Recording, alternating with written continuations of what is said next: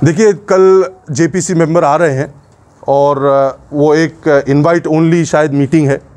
अगर उसमें मौका मिलेगा तो हम उनसे बात करेंगे। और हमने तो आवाम से अपील किया है कि आप सब मिलकर इसका ऑब्जेक्शन दर्ज करिए, तो ज़्यादा से ज़्यादा जितने सजेशंस आएंगे इसका ऑब्जेक्शन होगा उतना बेहतर है।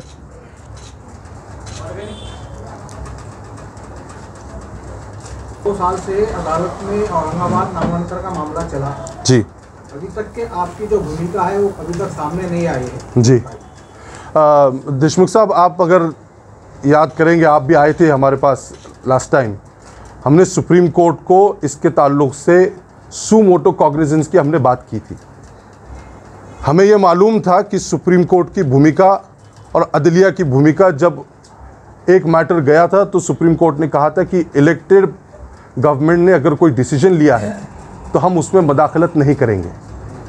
ये बात चंद्रचूड़ साहब ने बहुत पहले कह दी थी। तो इसका रिज़ल्ट क्या होगा ये मैंने अपनी पत्रकार परिषद में कहा था, शायद आपके पास रिकॉर्डिंग होगी, आप उसे निकाल कर देखिए। और इसी के साथ साथ हमने उस वक्त भी सुप्रीम कोर्ट के चीफ जस्टिस से कहा था कि सिर्फ औरंगाबाद का ही नाम नहीं बल्कि उस्मानाबाद, प्रयागराज जो उधर यूपी में किया गया, ये सारी जो नामांतर की पॉलिसी है ये पॉलिसी ही फ्लॉड पॉलिसी है। लीगली इसका जो इम्प्लीमेंटेशन होना चाहिए उस तरीके से वो इम्प्लीमेंटेशन नहीं हुआ। और ये बात हमने उस टाइम पर भी सामने लाया, लेकिन अफसोस कि उस पर कुछ कार्रवाई नहीं हुई थी। और आप पत्रकार लोगों को ज़्यादा पता है कि अक्टूबर के महीने में पहला नोटिफिकेशन निकला था इस नामांतर के बारे में। आज विषय नामांतर का नहीं है, लेकिन आपने क्योंकि इस बात को छेड़ा है, मैं आपके सामने बता रहा हूँ कि ये अक्टूबर में लाया गया था। उसके बावजूद बहुत सारे लोग खामोश थे जब एहतजाज करना चाहिए था, नहीं किया गया। और फिर बाद में इस पर कार्रवाई करने की बात हो रही थी। और इस इशू को आराम से हम नेक्स्ट टाइम बात करेंगे इस पर। जी, अभी मोदी सरकार ने जो है उसके ऊपर कानून बनाने का फैसला लिया है, तो पूरे देश के मुसलमानों में नेताओं में हड़कंप मचता है। मेरा सीधा सवाल है, 30-35 सालों से जो वक्फ बोर्ड मुसलमानों के पास था, चेयरमैन मुसलमान था, मंत्री मुसलमान था, वक्फ बोर्ड मुसलमान थे, सब कुछ था, उसके बाद भी वक्फ बोर्ड तबाह हुआ, तो उस कारनामों के आप क्या कहेंगे इसके ऊपर? देखिए, इसमें कोई शक नहीं कि कुछ हद तक गलतियां हमारी भी है, लेकिन इस कानून के माध्यम से सिर्फ वक्फ बोर्ड को ही नहीं बल्कि मुसलमानों की ज़मीनों को भी हथिया लिया जाएगा। आज वक्फ बोर्ड की ऑटोनॉमी जो कुछ हद तक मुसलमानों के पास थी वो भी डाइल्यूट कर ले ली जाएगी। इसीलिए हमें चाहिए कि इसका विरोध किया जाए और जो वक्फ बोर्ड में गलत काम कर रहा है उसके खिलाफ बात करके उस पर सरकार ने कार्रवाई करनी चाहिए, ऐसी हमारी मांग रहेगी। सर, आपने इससे पहले देखा होगा मीडिया के माध्यम से, ये बात मैं इशारों में कह रहा हूँ, औरंगाबाद के अंदर जालना रोड मिल गया वक्फ बोर्ड, यहाँ पर बड़े धन्ना सेठ बैठे हुए हैं। क्या बता पाएंगे कि ये किस तरह से हमारी राजनीति चली, उसके अंदर हमारा क्या रोल प्ले था, कि हम कितने कसूरवार थे इसके अंदर? देखिए, जिन लोगों ने ये सब किया वो सबको पता है कौन लोग थे, अपने ही लोग थे।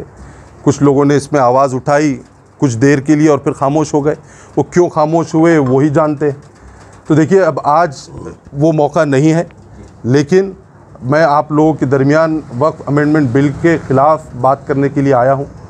मैं उम्मीद करता हूँ कि आप लोग ये मैसेज जनता तक पहुँचाएँगे और इसे ज़्यादा से ज़्यादा ऑब्जेक्शन हम किस तरह सबमिट कर सकते हैं इस पर हमने हमारी बात रखी। आने वाले 1-2 महीने में कुछ अमेंडमेंट्स हुई थी जी, उसके लिए लोगों ने ऑब्जेक्शन खुद भर के डाले जी, और एकदम गहरी तलाक के बारे में था। जी, उसके अलावा फिर और 1-2 जो इशू आए थे उसमें लोगों ने हर बार अपने पैसे खर्चा करके अपने सारी चीज़ें करके ऑब्जेक्शन डाला है। जी, इस बार भी आप बोल रहे लोगों के ऑब्जेक्शन डालिए जी।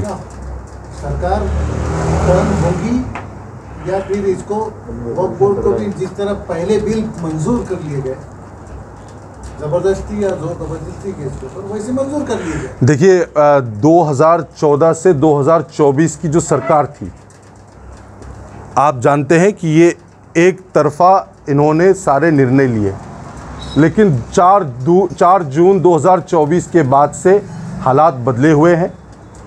ऑपोजिशन स्ट्रांग है और इस बार जब भी कोई ऑब्जेक्शन लिया जा रहा है सरकार को इसकी दखल लेनी पड़ रही है। इसीलिए जॉइंट पार्लियामेंट्री कमेटी को ये बिल वापस गया रिव्यू के लिए। अगर ऑब्जेक्शन ऑपोजिशन मजबूत नहीं होता तो शायद ये बिल भी पास हो जाता। तो इसीलिए हमारा ऑब्जेक्शन लेना बहुत ज़रूरी है। पिछली बारी नहीं हो सका, लेकिन इस बार असर होगा, ऐसा हमारा मानना है। तुम्हारे 2 से 3 महीने में विधानसभा चुनाव आने वाले हैं, आपको क्या लगता है इस विधानसभा चुनाव में शहर की फिजा, सियासी फिजा कैसी रहेगी? क्या आप भी देखने को मिल सकते हैं उम्मीदवारों को? देखिए, आज वक्फ अमेंडमेंट बिल का इशू है। शहर की फ़िज़ा के लिए एक और पत्रकार परिषद हम आपके लिए बुलाएंगे इंशाल्लाह, और उस पर हम बिल्कुल चर्चा करेंगे। जी जी, हमारे साथ हमारे कमाल फ़ारूकी साहब हैं, ईसा हाजी साहब हैं जमीयतुल कुरैश के, अफसर बेग साहब हैं, काजी शारिक साहब हैं, सैयद अज़मतुल्लाह साहब है, अहमदुल्लाह साहब है, अकरम भाई है, अकरम शाह साहब है, निसार अहमद साहब है, काजी शकील साहब है, अब्दुल माजिद है। अच्छा, लिख रहे हैं आप, लिख लीजिए।